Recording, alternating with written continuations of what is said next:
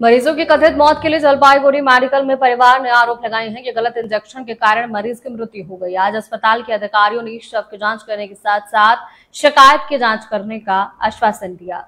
लापरवाही में रोगी की मृत्यु के आरोप में जलपाईगुड़ी मेडिकल परिवार ने आरोप लगाया है। गलत इंजेक्शन के कारण मरीज की मृत्यु हो गई। 12 वर्षीय नांतू डी सरकार को बुधवार रात को पेट में दर्द के साथ सुपर स्पेशलिस्ट हॉस्पिटल में भर्ती किया गया। पेशे से निर्माण कार्यकर्ता नांतू डी सरकार ने आपातकालीन विभाग के डॉक्टर को सर्जरी विभाग में भर्ती होने का आदेश दिया। मृतक के बेटी नंदाई डी सरकार ने कहा कि बाद में ड्यूटी पर नर्सिंग स्टाफ ने पिता को एक इंजेक्शन दिया। इंजेक्शन के बाद तुरंत बाद पिता की मृत्यु हो गई। चिकित्सा अधिकारी ने शिकायत की जांच करने का आश्वासन दिया।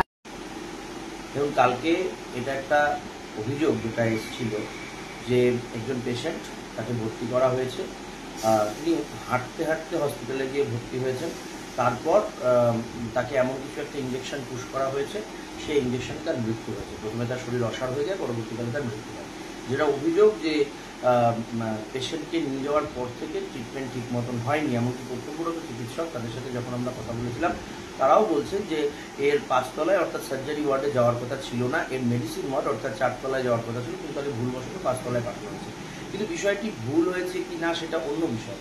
বিষয়টি হচ্ছে যে কেন এই ধরনের পরিস্থিতি তৈরি হলো, কেন নিচ থেকে যখন 5 তলায় পেশেন্টটি গেল তখনই সেটা বোঝা গেল না যে এই পেশেন্টটি আসলে তাদের পেশেন্ট নয়। তাদেরকে মেডিসিনটা চালিয়ে দেওয়া হলো, কি এমন পেইন কিলার দেওয়া হলো, তারা বলেছেন পেইন কিলার দেওয়া হয়েছে, যে পেশেন্টটা একেবারে মরেই গেল।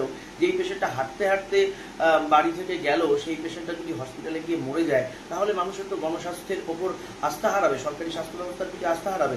সরকারি স্বাস্থ্য ব্যবস্থার এমনিতেই তো বেআব্রু দশা। এই মেডিকেল কলেজে প্রতিদিন এ ধরনের ঘটনাগুলি ঘটে চলেছে। তার সাথে এরা একদমই স্থানীয়, মানে হসপিটাল থেকে এদের বাড়ি 500 মিটারের মধ্যে। সেইখানে যদি এই ধরনের ঘটনা ঘটে তাহলে তো আর কিছু বলার থাকতে পারে না।